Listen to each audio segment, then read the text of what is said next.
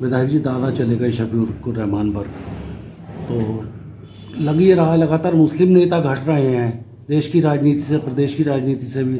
आजम खां jail में है, Irfan Solanki jail में है, इधर सहारनपुर की बात करें तो वो भी हाशिए पे हैं। तो क्या कैसा महसूस करते हैं 2024 से पहले आप? जी, फिलहाल तो मैं अभी गम के दौर से गुजर रहा हूँ। इस घड़ी से वो बयां करना मेरे लिए मुश्किल है। और जहाँ तक दादा मोहतरम शफीक रहमान भट्ट साहब की बात है, जहाँ वो मेरे और मेरे परिवार के लिए व्यक्तिगत जो ज़ाती तौर पर नुकसान है उसको तो पूरा नहीं कर सकते, उसके अलावा पूरी हिंदुस्तान की कौम के लिए और राजनीति में उनकी कमी को कभी पूरा नहीं किया जा सकता। जितना बड़ा नुकसान हुआ है,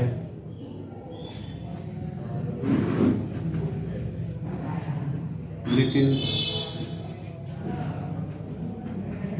अल्लाह की मर्ज़ी है, उसके आगे सब मजबूर हैं। और उन्होंने जो अपनी खदमात को अंजाम दिया है 60 से 65 साल की राजनीति के अंदर, अपने दामन पे कभी धब्बा नहीं लगने दिया। और जिस ईमानदारी बेबाकी के साथ, बगैर किसी डर और खौफ के जो अपनी आवाज़ को, कौम की आवाज़ को बुलंद करने का काम किया है, वो हर किसी के बस की बात नहीं है। संभल में मौलानाओं ने, उलेमाओं ने आपके लिए आगे आने को कहा है, ऐलान किया है कि हम चुनाव लड़ाएंगे, समर्थन देंगे। तो क्या आप संभल की राजनीतिक विरासत संभालने की मूड में हैं? लोगों ने अपनी ख्वाहिश का इजहार किया है। उलमाए इकराम, जिनसे कि दादा मोहतरम भट्ट साहब हमेशा से बेपनाह उनके सम्मान भी करते थे और उनसे मोहब्बत भी करते थे, यकीनन ये हकीकत है, उनकी जगह कोई नहीं ले सकता। जिस तरह से उन्होंने अपनी खिदमत को अंजाम दिया है, जिस तरह से राजनीति उन्होंने की है, उनकी राजनीति में और दूसरों की राजनीति में ज़मीन आसमान का फ़र्क है। उन्होंने राजनीति को लालच के नज़रिए से नहीं बल्कि खिदमत के नज़रिए से किया है। और मैंने दादा मोहतरम के साथ रह कर 12 साल से ज़्यादा साथ मेरा रहा। वैसे तो जो आंखें खोली मैंने उनकी से ही सब कुछ सीखा। सरपरस्ती में उनकी मेरी परवरिश हुई है, चाहे मेरी एजुकेशन का मसला हो या मेरे सामाजिक राजनीतिक सफ़र मेरा रहा हो, तो उनसे मैंने जो कुछ सीखा है, मेरे पास जो उनका दिया हुआ तजुर्बा है, मेरी इंशाल्लाह पूरी कोशिश यही रहेगी कि मैं उनके नक्शे कदम पर चलकर उनकी विरासत को संभालने का काम करूं। और जो आज सिर्फ संभल की मैं बात नहीं कर रहा, क्योंकि दादाजी कहा करते थे कि विधायक और सांसद तो आदमी बन सकता है, लेकिन एक लीडर बनना, एक नुमाइंदा बनना, वो अलग बात होती है। उसके लिए आदमी को तपस्या करनी पड़ती है, आदमियों को दिलों पर राज करने के लिए उनके दिलों को जीता जाता है। तो इसलिए मैं पूरी कोशिश करूँगा कि उनके नक्शे कदम पर चल करके जो उनका मिशन था उसको आगे बढ़ा सकूं। और जो आज कौम अपने आप को, यकीनन जब मैं ही अपने आप को बेसहारा महसूस कर रहा हूं, पूरी कौम वो कर रही है, लेकिन इस वक्त में मुझे जो दादा मोहतरम भट्ट साहब के जो हमदर्द लोग हैं, जो मुशीर हैं, जो उनके करीबी लोग हैं, चाहे वो अवाम हैं या उलमा इकराम हैं, उन्होंने जो मुझे सहारा और हिम्मत दी है, मैं उनका शुक्रिया अदा करता हूं। और इंशाल्लाह मैं पूरी इस चीज़ पर की कोशिश करूंगा कि जो भट्ट साहब का, उनको दादा मोहतरम का सहारा था, मैं उनकी जगह तो उनकी तरह तो उनके कद तक तो मैं नहीं पहुंच सकता, ये मुझे कहने में कोई संकोच नहीं है। लेकिन इंशाल्लाह इतना ज़रूर है कि मेरे जो उनसे मेरे तजुर्बा उनसे सीखा है, मैंने जो उनसे राजनीति सीखी है, जो उनसे मैंने किस तरह से काम करना है, किस तरह से कब क्या फ़ैसला लेना है, इंशाल्लाह उनके नक्शे कदम पर चल कर अपनी कौम को बेसहारा नहीं होने देने का। तो क्या लगता है आपको समाजवादी पार्टी आपको संभल से लोकसभा से टिकट देगी, आपके दादा या प्रत्याशी थे इससे पहले? देखिए, मैंने अभी आपसे वही कहा कि इस वक्त मेरे लिए ये बड़ी मुश्किल घड़ी है। इस वक्त मैं ज़्यादा राजनीतिक बात करने की स्थिति में नहीं हूँ, लेकिन मैं यही कहूँगा कि कौम की जो आवाज़ है, जो आवाज़ होती है वो नक्कार खुदा होती है, और उनकी आवाज़ है तो इंशाअल्लाह जो पार्टी फैसला लेगी, मैं समझता हूँ कभी पार्टी भी जो जनता के उसको ही समझ करके फैसला लेती है, जो जनता का नज़रिया होता है पार्टी भी उसी के हिसाब से फैसले लेती है। और मुझे उम्मीद है कि पार्टी जो है जनता की भावनाओं को समझते हुए ही इंशाअल्लाह फैसला लेंगे, और अल्लाह ने चाहा मैं अपने दादा मोहतरम भट्ट साहब की का जो ये सरमाया है, जो कमाई हुई दौलत, ये राजनीति की कुर्सी है, कोई फैक्ट्री या कोल्ड स्टोर नहीं है दौलत, जो ये राजनीति की कुर्सी है, मैं आखिरी दम तक इस चीज़ को इंशाअल्लाह कभी ख़त्म नहीं होने दूंगा, और अपनी कौम को कभी बेसहारा निराश नहीं होने दूंगा।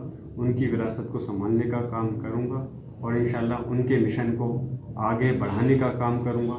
जो उन्होंने किया है वो उस पर, जो अपनी ज़िंदगी में उन्होंने कहने में और करने में फ़र्क होता है, जो ज़िंदगी में उन्होंने अपने अमाल किए हैं उनके ही नक्शे कदम पे चल कर करके लोगों की खदमात को अंजाम दूंगा, और इंशाअल्लाह जो चीज़ उनकी थी उसको कभी अपने लोग, अल्लाह सबसे पहले मैं अल्लाह पे अपने भरोसा रखता हूँ, अल्लाह पे यकीन रखता हूँ, यही दादा जी की सबसे बड़ी बात थी। वो हमेशा अल्लाह पे यकीन रखा करते थे, और अपनी जनता, अपनी कौम के लोगों के सहारे इस चीज़ को मैं कभी इंशाअल्लाह ताला अल्लाह चाहे हाथ से जाने नहीं। सर, संभल लोकसभा में दूसरे भी विधायक हैं इस विधानसभा क्षेत्रों में, क्या वो आपको एक्सेप्ट कर पाएंगे? कई बार से विधायक हैं, ऐसा लगता है? पार्टी का फैसले को मैं समझता हूँ, जो पार्टी का फैसला होगा उसको कोई नहीं टालेगा, और इंशाअल्लाह पार्टी के फैसले पर और विधायक भी, पार्टी इंशाअल्लाह टिकट देगी तो कोई विधायक पार्टी से बाहर नहीं जाएगा। संभल की राजनीति में कुछ और नए चेंजेस दिखाई दे रहे हैं, लगता है असदुद्दीन ओवैसी यहाँ पर लड़ने आ रहे हैं, उन्होंने संभल लड़ने की घोषणा की है, हो सकता है खुद आ जाएं, तो इस स्थिति में क्या समाजवादी पार्टी को संभल चुनौती नहीं होगी? अभी कोई चीज़ होने से पहले नहीं कह सकते, अभी वक्त है। इस चीज़ पे मैं तभी जवाब दे पाऊंगा जब कोई चीज़ सामने इस टाइप की बात आएगी। अभी तस्करा तो कुछ भी किया जा सकता है कि कौन आने वाला है, कौन नहीं आने वाला। र्यूमर्स होती हैं, लेकिन उसमें दम, उसकी बात में सच्चाई कितनी है, ये बात तो तय होने के बाद नहीं पता चलती है। इसलिए अभी अफवाहों पे मैं ध्यान नहीं देना चाहता, मैं सिर्फ अपने मकसद पर फोकस रखना चाहता हूँ। अस्पताल में भी आपके दादा जिंदगी मौत से जूझ रहे थे, आप वहाँ पर वोट डाल रहे थे, लखनऊ में समाजवादी पार्टी के लिए वोट डाल रहे थे। इसके बावजूद एक चीज़ जो आई है नज़र, सपा के 7-8 विधायकों ने भाजपा को वोट किया है, क्या समाजवादी पार्टी को कंट्रोल नहीं कर पा रहे हैं अखिलेश यादव? क्या स्थिति है इस समय विधायक जी? ऐसी बात नहीं है।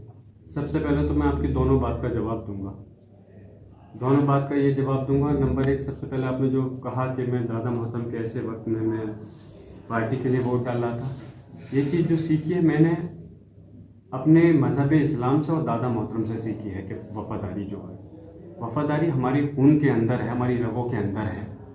और पार्टी का अगर मैं विधायक हूँ, पार्टी होने के नाते दादा, हमारा जहाँ मज़हब इस्लाम ने, जैसे कि हमारे लोगों ने देश में अपनी कुर्बानी दे के देश को आज़ाद करने का काम किया था, तो वही वफ़ादारी और दादा मोहतरम से वफ़ादारी सीखी है कि हमें कोई आदमी, हमारे ज़मीर को आदमी, जो 7-8 विधायक पैसे से बिके हों, डर के बिके हों, किसी लालच में बिके हों, वो अलग बात है। लेकिन इतना मैं कह सकता हूँ, कोई हमारे दिल को अपनी मोहब्बत से तो ज़रूर ख़रीद सकता है, लेकिन कभी हमारे ज़मीर को अपनी दुनिया भर की दौलत से नहीं खरीद सकता, ना खरीद पाएगा इंशाअल्लाह। और उनसे ही वफ़ादारी सीख लेकर के मैंने पार्टी के ऐसे कदम पे, जब नाजुक वक्त था, और वो नाजुक वक्त पार्टी के लिए भी था, मेरे दादा मोहतरम के का भी नाजुक वक्त था, पूरा महीना मैंने साथ गुजारा, लेकिन मुझे अफसोस है और मैं ज़िंदगी भर ये अफसोस मेरे दिल से नहीं जा सकता कि ऐसे वक्त में मैं उनके साथ नहीं होकर के मैं वहाँ पार्टी के लिए वोट कर रहा था। तो इसलिए ये भी दादा मोहतरम की एक पॉलिसी का एक हिस्सा था जिसको मैंने आगे बढ़ाने का काम किया है, और ज़िंदगी भर इंशाअल्लाह ताला, जैसे मैं पहले भी कह चुका हूँ कि मैं जहाँ अपनी कौम का वफ़ादार हूँ, वहाँ अपने देश और पार्टी का भी वफ़ादार हूँ।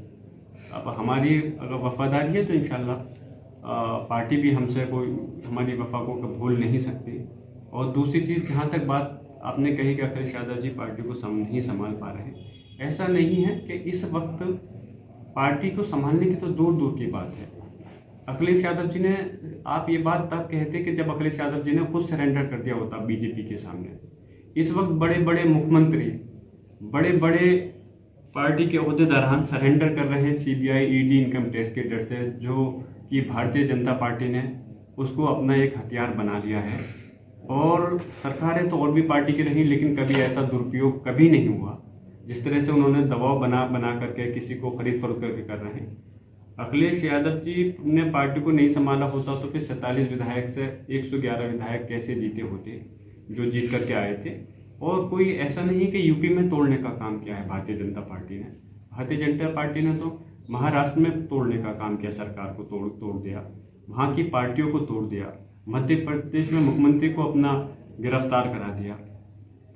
जम्मू कश्मीर में फारूक अब्दुल्ला, महबूबा मुफ्ती के पीछे ईडी लगा दी। बिहार के अंदर की सरकार को गिरा दिया, उन पर दबाव बना करके नीतीश जी ने पूरा अपना वो कर दिया सरेंडर। अखिलेश जी तो नहीं झुके। और फिर लालू यादव जी के पीछे ईडी लगा दी, कांग्रेस के सांसदों के पीछे लगा दी, राहुल गांधी जी को, प्रियंका गांधी जी को, और मतलब ऐसी जरा कितनी मिसालें हैं। लेकिन अखिलेश जी ने उनके सामने खुद सरेंडर नहीं करा, इसी वजह से उन्होंने उनकी पार्टी को तोड़ने का काम करा है। लेकिन अगर कुछ विधायक टूटे हैं डर से, तो मैं उम्मीद करता हूँ इंशाल्लाह वे दबाव हमारे, आप क्या समझते हैं कि हमारे पर दबाव नहीं पड़ा है? हमें क्या लालच नहीं दिए गए जब राज्यसभा का वोट था? लेकिन अल्लाह का करम है, मैंने ये अल्फाज उस वक्त कहे थे जब दादा मोहतम हॉस्पिटल में थे। मेरे पास में भी एक जिक्र आया था कि इनकी भारतीय जनता पार्टी, लेकिन मैंने बड़ी मजबूती, और मेरे पास उसका सबूत भी है मेरे पास, मैंने लेकिन मजबूती से कहा कि हमारे ज़मीर को आप बड़ी से बड़ी दौलत पे भी आप नहीं खरीद पाओगे। मैं अपने दादाजी के नाम को कभी इंशाल्लाह उनके गंदा नहीं होने दूंगा, उनके दामन को कभी ख़राब नहीं होने दूंगा। तो विधायक जी, कितने का लालच था और कौन लोग दे रहे थे कुछ? अब ये वक्त आने पे मैं इंशाल्लाह उसको बताऊंगा। अभी फ़िलहाल और इससे ज़्यादा मैं और कुछ नहीं कह सकता। एक अंतिम सवाल, अभी चुनाव से पहले ऐसा लगता है, सूचनाएं आ रही हैं गृह मंत्रालय सीए लागू कर सकता है। बाकी साहब तो विरोध करते थे लगातार सीए का, आपकी क्या पॉलिसी होगी? बिल्कुल विरोध दादा मोहतम करते थे विरोध, तो मेरा भी विरोध कायम रहेगा। मैं उनकी नक्शे कदम पे जब मैं चलूंगा तो उनकी एक एक चीज़ को अपनाऊंगा। मैं अपनी कौम के खिलाफ कोई भी अगर मेरी आवाज़ होगी तो कोई मेरे ऊपर कुछ भी परेशानी आ जाए, मुसीबत आ जाए, मैं कभी खामोश नहीं रहूँगा। उन्होंने विरोध किया है, मैं भी डंके की चोट पर विरोध करूँगा। और वो ही नहीं, कोई भी अगर मसला आएगा अपनी कौम को, मैंने जैसे कहा इंशाल्लाह मैं मेरी उम्र ज़रूर कम है, लेकिन मेरे पास अल्लाह के अंदर दादा मोहतरम का दिया हुआ तजुर्बा बहुत है, तो इसलिए मैं उसकी वजह से कभी खामोश नहीं रहूँगा। अपनी कौम को मेरी कोशिश रहेगी कभी बेसहारा नहीं छोड़ूंगा। मैं उनके साथ कदम से कदम, उनके सुख दुख में, और ख़ासतौर से सुख दुख तो एक अलग चीज़ होती है, जो इस टाइप के बड़े उनके मसले मसाइल होंगे उसमें उनके साथ कदम से कदम मिला कर चलूँगा और इंशाल्लाह उसका पुरजोर तरीके से विरोध करूँगा।